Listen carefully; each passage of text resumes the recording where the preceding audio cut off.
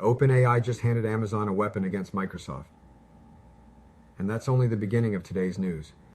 Welcome to AI News in a Minute, brought to you by Tavis, the future of interactive video. I'm Jerome W. Duwald. This is Friday, May 1st, 2026.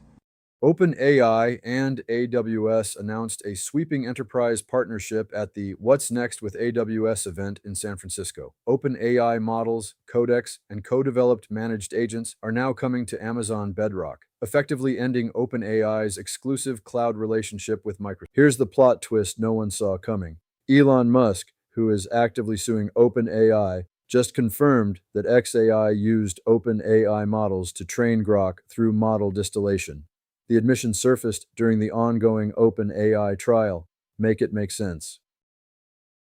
Anthropic launched Claude Security in public beta for enterprise users. Powered by Opus 4.7, it scans codebases for vulnerabilities like a security researcher.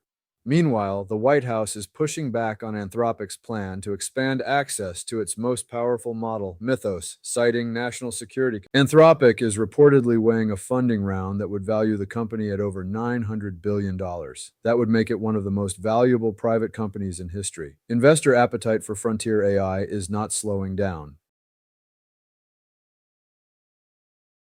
Cisco just launched what it's calling a DNA test for AI models, a tool that verifies where a model actually came from before you deploy it near sensitive enterprise systems.